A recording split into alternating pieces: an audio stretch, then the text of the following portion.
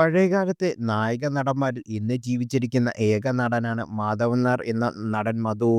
അദ്ദേഹത്തിന് ഇപ്പോൾ 92 വയസ്സ് പിന്നിട്ടിരിക്കുന്നു. മധു സാറിനൊപ്പം ഒരു കാലത്ത് നായക പദവി അലങ്കരിച്ച നടിമാരെല്ലാം മൺമറഞ്ഞു പോയിട്ട് കാൽനൂറ്റാണ്ടിന്റെ ഏറെക്കാലം പിന്നിട്ടിരിക്കുന്നു.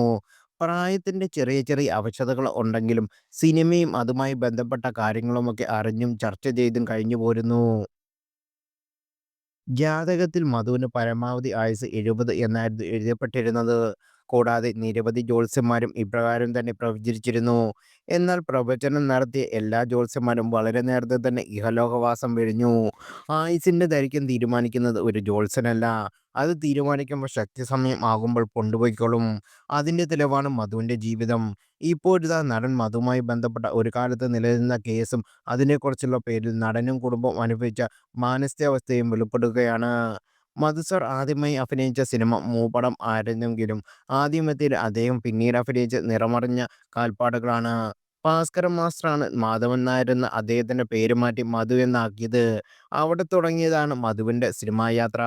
400 അധികം സിനിമകളിൽ അദ്ദേഹം അഭിനയിച്ചു. അഭിനയത്തിനു പുറമെ സംവിധാനത്തിനും കഴിവ് തെളിയിച്ചു. ആദ്യം സംവിധാനം ചെയ്ത പ്രിയ എന്ന സിനിമയാണ്. ഏത് കാര്യത്തെക്കുറിച്ച് സംസാരിക്കുമ്പോഴും മധു സാർ ഉദാഹരണവും ഉപമയും നർമ്മവും കലർത്തും.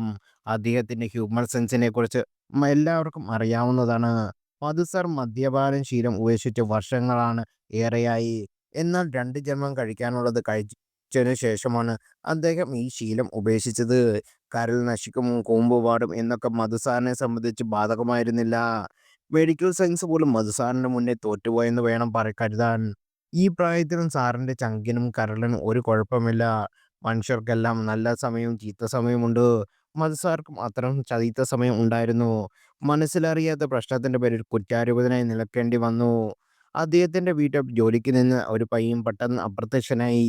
ആ പയ്യൻ എന്തോ അപരാധത ചെയ്തുകൊണ്ട് മധു സാർ അവനെ കൊന്നു പൊഴിച്ചുമാടി എന്ന വാർത്തകൾ നാടെങ്ങും പരന്നു. ഉന്നതരായ പല രാഷ്ട്രീയ നേതാക്കളും ഇത് ഏറ്റുപിടിച്ചു. അവരെല്ലാം അദ്ദേഹത്തിനെതിരെ രംഗത്ത് വന്നു. എത്ര ഉന്നതനായും വെറുതെ വിടില്ല, ജയിലിൽ അടയ്ക്കുമെന്ന് അവർ ഘോരം ഘോരം പ്രസംഗിച്ചു. ചില പോലീസ് ഉദ്യോഗസ്ഥർ പോലും മധു സാറിനെ ഇക്കാര്യത്തിൽ സംശയമുനയിൽ നിർത്തി. തിരുവനന്തപുരം സിറ്റിയിൽ ഓടുന്ന ബസ്സുകളിൽ പോസ്റ്ററുകൾ പ്രത്യക്ഷപ്പെട്ടു. കൊലയാളിയായ നടൻ മധുവിനെ അറസ്റ്റ് ചെയ്യുക എന്നായിരുന്നു പോസ്റ്റ്. അക്കാലത്ത് മധു സാറും കുടുംബവും അനുഭവിച്ച മാനസിക വ്യഥ ഊഹിക്കാവുന്നതും അപ്പുറത്താണ്. വേറൊരു വഴിയുമില്ലാതെ മധു സാർ തന്നെ അന്വേഷണ ചുമതല ഏറ്റെടുത്തു. നിരപരാധിത്വം തെളിയിക്കുക എന്നത് മാത്രമായിരുന്നു ലക്ഷ്യം.